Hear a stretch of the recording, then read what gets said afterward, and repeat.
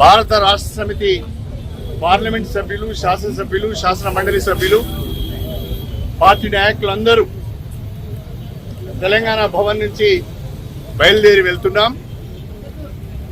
Krishna river management board పరిధిలోకి కృష్ణా నది పైన ఉన్న ప్రాజెక్టులన్నీ కనుక వెళ్లిపోతే తెలంగాణ ఎడారిగా మారే ప్రమాదం ఉన్నది. మంచినీటికి, సాగునీటికి, విద్యుత్ అవసరాలకు, విద్యుత్ ఉత్పత్తికి కూడా బోర్డు నడుపుకోవాల్సిన పరిస్థితి వస్తుంది. చిన్న చిన్న అవసరాలకు కూడా బోర్డును సంప్రదించి వాళ్ళ దయతో, వాళ్ళ అనుమతితో నీటిని తీసుకోవాల్సిన పరిస్థితి వస్తుంది.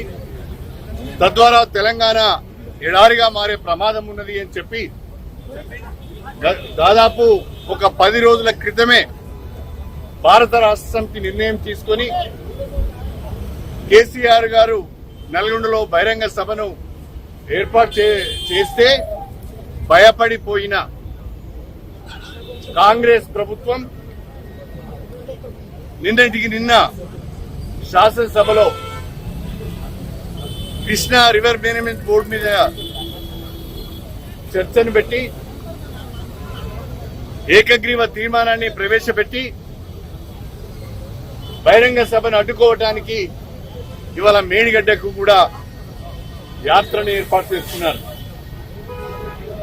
కాంగ్రెస్ పార్టీ, కాంగ్రెస్ ప్రభుత్వం భారత రాష్ట్ర సమితి నల్గొండ సభకు భయపడిపోయే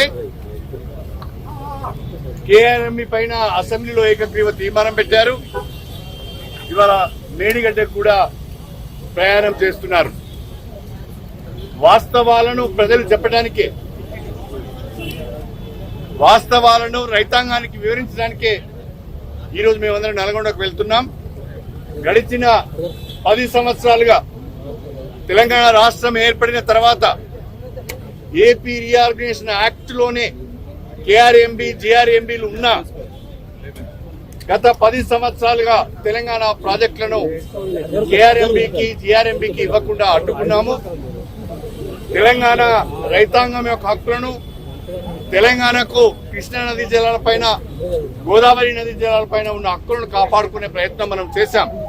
అంతేకాకుండా చాలా స్పష్టంగా త్వరితగతిన కృష్ణా నది పైన విజేష్ కుమార్ ట్రిబ్యునల్ తన తీర్పును వెలువరించాలని, తెలంగాణ వాటా ఎంతో తేల్చాలని చెప్పి గత 10 సంవత్సరాలుగా కూడా డిమాండ్ చేస్తూ వస్తున్నాం. కేంద్ర ప్రభుత్వం కానీ, విజేష్ కుమార్ ట్రిబ్యునల్ కానీ తీర్పు వెలువరించకపోవడం మూలాన దాన్ని జాప్యం చేస్తూ కేంద్ర ప్రభుత్వం కేఆర్ఎంబిని వాళ్ళ పరిధిలోకి, ఈ ప్రాజెక్టులన్నింటినీ కూడా కేఆర్ఎంబి పరిధిలోకి తీసుకోవాలనే ప్రయత్నం చేయడం కూడా సరి అయింది కాదు. దీనికి సమ్మతి తెలిపిన కాంగ్రెస్ ప్రభుత్వం నల్గొండ సభను చూసి భయపడి నిన్నటి రోజున ఆగమేఘాల పైన అసెంబ్లీలో తీర్మానం చేసింది. అయినా ప్రజలకు వాస్తవాలు చెప్పాలనే ఉద్దేశంతోనే ఇవాళ బ్రహ్మాండమైన సభను నల్గొండలో ఏర్పాటు చేసినాం. కేసీఆర్ గారితో పాటుగా భారత రాష్ట్ర సమితి ప్రజాప్రతినిధులు, శ్రేణులందరూ కూడా నల్గొండకు తరలి వస్తున్నాయి. రైతులందరూ కూడా తరలి వస్తున్నారు.